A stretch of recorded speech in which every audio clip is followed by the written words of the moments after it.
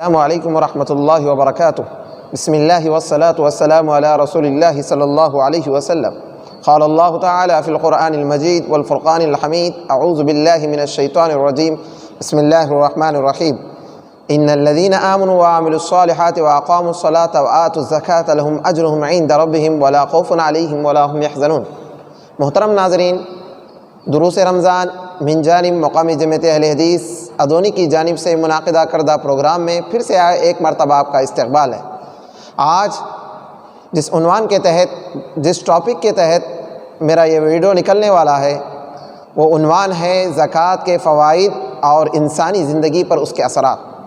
محترم ناظرین، آپ جانتے ہیں کہ اسلام کی 5 بنیادیں ہیں۔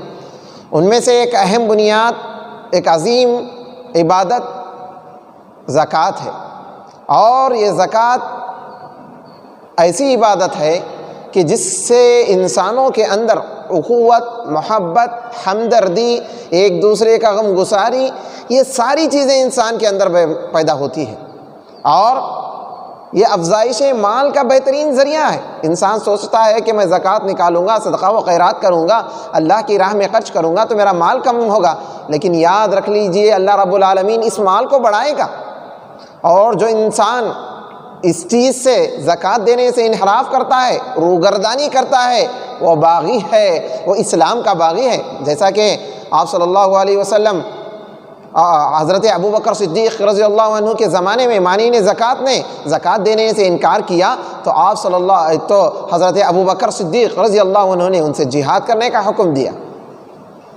آپ قرآن مجید کا مطالعہ کریں تو یہی حکم اللہ رب العالمین دیتا ہے کہ اگر جو زکوٰۃ سے انکار کریں تو ان کو الگ کر دو۔ فَإِن تَابُوا وَأَقَامُوا الصَّلَاةَ وَآتُوا الزَّكَاةَ فَخَلُّوا سَبِيلَهُمْ، اگر وہ زکوٰۃ دینے پر آمادہ ہو جائیں تو ان کو چھوڑ دو۔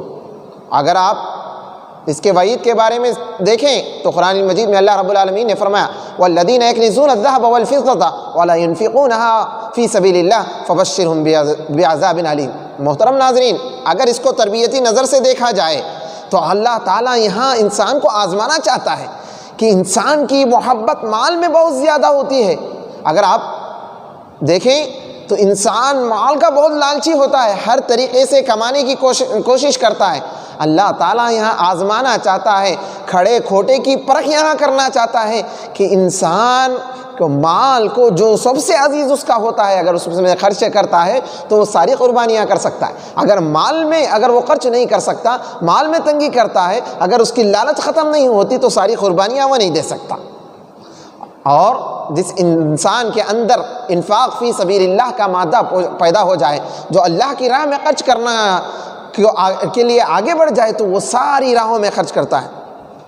محترم حاضرین، یہ عملی ارکان میں یہ زکوٰۃ بہترین کام ہے، اس کو خاص اہمیت حاصل ہے۔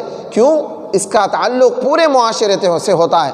اللہ رب العالمین نے قرآن مجید میں ارشاد فرمایا انما الصدقات للفقراء والمساکین والعاملین علیہا، لمبی آیت ہے جس میں اللہ رب العالمین نے فرمایا کہ یہ جو زکوٰۃ ہم نکالتے ہیں غریبوں، یتیموں، مسکینوں، اور جو فہرست اللہ رب العالمین نے بیان کی ہے، یہ ان کا حق ہے۔